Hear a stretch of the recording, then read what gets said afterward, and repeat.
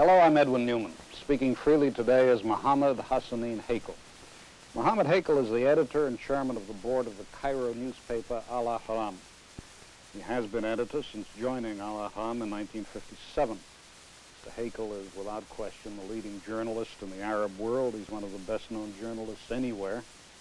First, because of his influence in his own country, and second, because of the degree to which he is informed. He was especially close to Egypt's late President Nasser. Mr. Haykal has been a journalist for 30 years. He was a war correspondent in World War II and in the Arab-Israeli War of 1948. He knows the United States well. Some years ago, he wrote a book called We and the United States, in which he argued that the United States had lost influence and position in the Middle East because of its misguided policy. I might as well begin with that, Mr. Haykal, after first thanking you for welcoming us here to your boardroom at Al Ahram. Is United States policy, in your view, still misguided? Yes, I think it is misguided. Still misguided. Misguided in what particulars? You know, for the first, one would ask, first of all, what happened? Let us take it either by persons or by countries or whatever measure we can find. If we look to the last, for example, 15 years and try to see where are the people who were the known friends of the United States, let us count them one by one. Husayn assassinated. King Faisal assassinated. That's Iraq. Iraq, yes. Yes, Husayn in Iraq. Yeah. Prince Abdullah assassinated. Those who are not assassinated are isolated, completely isolated. That's if you took, those are the people in Sudan who ruled Sudan, a man like Abdullah Khalil, for example, those who ruled Sudan several years ago. So if you have a look at the whole scene, then you will discover that practically all those who were known as the friends of the United States, either they are no more there on the scene, or if they are still there, they are completely isolated. This is one thing. And then second thing, I would, if we take it by states, let us see which statesman in the Arab world now can stand up and defend the United States in any position it takes. And then tell me about an Arab country which can really pursue a pro-United States openly. Obviously, some governments would like to do it sneakily, in a very hidden way. But that shows to which degree, really, the influence of the United States declined. This is obviously, the reason for that is obviously no special hatred between us and the United States. The contrary. I think, and I remember very well, that after World War II, everybody here in this area was looking with admiration to the United States and to the American dream. And then, year by year, experience after experience, all those dreams, or all those aspirations, or all those expectations were practically betrayed. And what is left now, if you look what's left of the United States influence, you'd see a coup engineered by the CIA here, the dealings of an oil company there, and apart from that, really and honestly, I don't see anything, which is pathetic. I mean, we don't want that, we did not want that, we did not ask for it. At least this is how we see it. Before I pursue that point, just to pick up a detail, there is one Arab country, is there not, which more or less openly pursues a pro-United States policy. Does not Jordan do so? Well, that's one country I meant by isolation. Well, I doubt if King Husayn can stand up and defend the United States policy. I know that in his heart, he feels a certain association towards the United States. But King Husayn is completely isolated to my mind. Do you attribute all of this to American policy on Israel, Mr. Haykal? Mainly Israel, but then the whole conduct of the United States on the world scene. That was after World War II, a power, an emerging power, with world responsibility, on whom so many people built some hopes, or many hopes as a matter of fact. Maybe most of their hopes were beyond the capabilities and maybe beyond the readiness, psychological readiness of the United States to exercise the role of world leadership. But mainly, I think through the Arab-Israeli conflict, through the American bias completely to Israel, and then through the whole conduct of the United States all over the world. When the people see, for example, and if outside the area, for example, we can't say if you are in the United States, you are to this extent affected by what is happening in Vietnam. You will tell me that, well, all right, the Vietnam War is about to end. But you know, everybody followed what you did in Vietnam. Here was the most powerful nation on earth, bombing day after day, without a stop. An underdeveloped country, poor country, people who were, you know, what they wanted was to live, a place to live independently. Yet they were bombed beyond imagination. Their soil was destroyed, agriculture destroyed, economical potential was destroyed.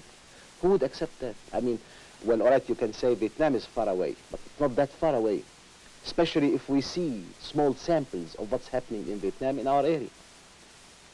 Well, are you saying that Vietnam played as large a part in creating no. Not as as far large as a we part are as concerned, Israel. as far as we are concerned directly, it is the, you know, American bias towards Israel, which have no logic to my mind. And here you find, here the contradiction, the real contradiction of the American policy is that when your interests economically and strategically are on the Arab side, all your aid and all your help and all your blind backing is going to the other side.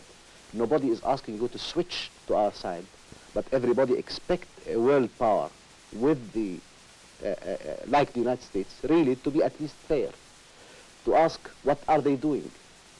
But you know, we are being told that, you know, here, what it reflects really in the last analysis is a contradiction between local politics in the United States and strategical interests, long range, of the United States outside. And as we see it, the interests, strategical, economical, cultural, every sort of interest is sacrificed for the sake of the pressure groups in the United States, for the electioneering, for I don't know what, and you know, what we hear, and you know, does not, I don't want to be harsh, I don't want to exceed my limits, but what you find at the last end is a power which is completely unaware of its responsibilities, which is completely ready with politicians or leaders, politicians, I wouldn't call them leaders, with politicians ready to sacrifice actual and potential and future interests of their country for votes, I don't know where, in New York State or in Los Angeles. This is the story we have been hearing all the time. Well, do you think that there might be something else involved in it? Do you think that the American attitude toward Israel may have been formed in the first place because of what happened in Germany, and that has at least as large a part in it as the political aspects? You know, I'm sorry, yes, but you know, I wouldn't take this for an argument. Yes. Because I sympathize with the Jews for what they suffered in Germany. But you know, you cannot really take people from concentration camps in Germany and open new concentration camps in the Arab world. The Arab world who never, you know, we never practiced anti-Semitism for one simple reason, is that we are ourselves Semitic. So it's very strange that, you know, the German people commit a crime, or the Nazi regime commit a crime, and then we pay for it. Strangely enough, we are obliged to pay in kind, with refugee camps instead of the concentration camps, with occupation of our territory, something which even the Jews never experienced in Germany. The point you're making, I know, is one I've heard before, which is that what was essentially a European problem was solved at the expense of the Arab nations of the Middle East. That, you know, I think you know, it's more complicated than that. Because if we look practically, you know, to the creation of Israel, although obviously, as you know, we accept the Security Council resolution, which means that there is a state of Israel. But if we look at the roots of the problem, you know, the Jews who were suffering anti-Semitism in Eastern Europe, Russia, Tsarist Russia, wanted to migrate originally to Europe, to England, to France, because that was nearer to them.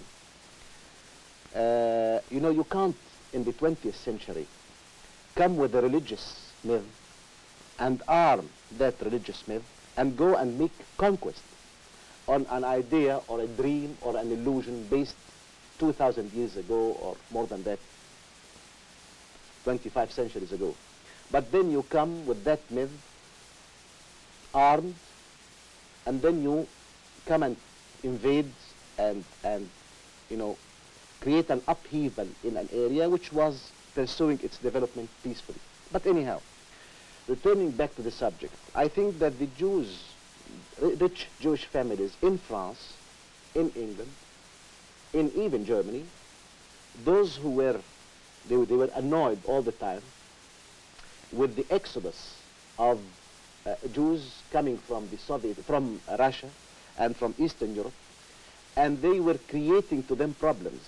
If you remember, even what pushed a family like the Rothschild family to finance the first Zionist settlements in Israel was the fact that they do not want those immigrant Jews to go to England, because they are going to raise the anti-Semitic feelings in England. So instead of getting them to England, where they will create problems for them, they export that contradiction to, under that dream, under that myth, they export it to the Middle East. And when we remember the discussions which even happened during the first Zionist Congress, Palestine was not the first suggestion. Uganda was suggested. Tanganyika was suggested. But then, you know, with the, you know, the after all, you know, it was, a myth was necessary, so it was Palestine. All right? They came to Palestine, and then it was, the situation was aggravated by the Nazi rule, and then we found ourselves at the end paying the price. Well, all right. They came and we accepted the partition plan of the United Nations. But now they don't only insist of a homeland for the Jews in Palestine, no. They insist on taking all Palestine. And then, more than that, not only all Palestine, but parts of Arab territory. If we take this, for example, concerning Egypt, you know, Egypt, Sinai, for example, is not a contested area. It was never contested. It's not the Alsace and Lorraine, for example. It's not the Otherness line. It's not the Sudet. You know, that is the most clearly defined borders in history. It's the first nation state in history. But then now, right now, you will find, for example, Mrs. Mayer asking President Sadat, let's make love and not make peace, not to make war. Well, all right. Let's negotiate. Well, all right, let's negotiate. But then, Gaza is not negotiable. The Golan Heights is not negotiable. Jerusalem is not negotiable. Sharm el-Sheikh is not negotiable. A strip leading from Eilat to Sharm el-Sheikh is not negotiable. What does this mean? So it means not only a homeland for the Jews in Palestine, does not only mean the whole of Palestine, but now we are faced with, again, parts of Arab territory, Egypt, Syria, Lebanon tomorrow, Jordan now, and then after tomorrow, God knows where it's going to stop. Well, if we started talking about United States policy, and obviously what you're leading up to, Mr. Haykal, is that the United States should change its policy and do what it can to oblige Israel to withdraw from the territories it occupies. You know, I want two things. I want two things, and to my mind, they will lead to everything. One thing is that the United States would base its policy in the Middle East according to its interests. One. Second is that the United States should pursue its policy in the Middle East, as everywhere, according to a certain law of justice. You cannot base a policy of a world power just on the bombings, on the Phantoms, on the Skyhawks, on the rockets, because this is short-lived. President Nixon, when he started his first term, he sent Governor Scranton here to Cairo. And he said that he sent him on a fact-finding mission. And Scranton said at that time that, he thought that the United States should pursue an even-handed policy. All right, everybody welcome that. Practically, Scranton was buried. His report was never heard of. His mission was aborted and finished. That's all. Because he said an even-handed policy. Finished. Mr. Haykal, is it conceivable that a country, the United States or any other country, could pursue a policy not evidently in its own economic and strategic interests out of what might be called idealism, or if you prefer the word emotionalism? No. I don't think that any country can pursue a policy without its principles expressing in a neat way its interests. And that's what I'm asking the United States to do. The United States now, and more in the future, will be depending on Middle East oil. All right. The United States needs this area because this area is strategically located in the middle of the world. Well, the peoples of this area, they are there, they have got a long civilization, their friendship, their enmity means something. If they are weak now, they are not going to be weak tomorrow. If they are backward technologically, not advanced, all this can be compensated.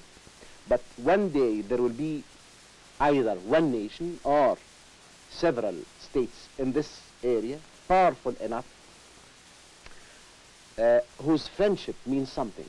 So if I take it from an economical point of view, if I take it from a strategical point of view, if I take it from a political point of view, I mean, what I want to say is that the United States, the interest of the United States is to be friendly or to have friendly relations. Nobody asks the United States to base its friendly relations against a principle. If they think, well, all right, that they have got a moral obligation to Israel, although I question that moral obligation, yet I'm ready to accept it. But what is the limit of that moral obligation? Does the limit of that moral obligation have an end, or it does not have an end? I mean, are you going to back the existence of Israel and the security of Israel, or the conquests of Israel? What you are doing now is that you are not only protecting the conquest of Israel, but you are encouraging Israel to expand more and more. And then what's this going to lead to? Mr. Haykal, if I understand correctly, the plain implication of what you're saying is that the outlook in the Middle East for peace is very, very poor. Very dim. Very dim. Very dim. And that's with the compliments of the United States. I don't want to be unfair, but, really, why should Israel make peace? If we take what President Nixon gave, one of the leaflets of the campaign, election campaign, proved with figures that the military aid which the Nixon administration gave to Israel in the last 4 years, is 7 times the size of military aid it took from all the administrations which were elected in the United States from 1948 till 1968, which is very strange. That happens when Israel is occupying Arab territory, when Israel is defying the United Nations, practically the whole of the world society, whatever, whatnot. Mr. Haykal, you've set out what you think the United States is up to in the Middle East and why you think it is wrong to be doing what it's doing. What is the Soviet Union doing in the Middle East, and particularly in Egypt? Well, all right. I'm talking frankly and I'm talking fairly. The Soviet Union obviously saw that there is a nationalist movement growing in this area. And they saw that the future in this area is for this nationalist movement. And this is a correct analysis of history to my mind. What they tried is that they tried to be friendly to the people in that area. One can imagine that obviously, as every other power, they have got their own dreams, they have got their own plans, they have got their own designs. And part of those dreams, plans, and designs, we can agree with them. and then in others we disagree. So they were with us, for example, in Suez. They were with us when we faced so many difficulties. They were with us in economical development. They were with us with some military aid. But then we have our differences, because obviously as a world power they have got their own design. So there is an area in which we can agree, there is an area in which we disagree. And when we agreed with them when agreement was in our interest, and we disagreed when we found something to disagree with. Well, there was this, to a lot of us, somewhat mysterious occurrence when the Soviet technicians and soldiers and airmen and so on were expelled from Egypt, or asked to leave, whatever phrase should be used. And then it appears that they've been coming back. And there have been reports that Egypt tried to get from other countries in Western Europe and even from the United States the assistance that the Soviet Union had been supplying, having failed which the Soviets were then the Soviets then began to come back. Now, is that what happened at all? There is this question is loaded with so many things.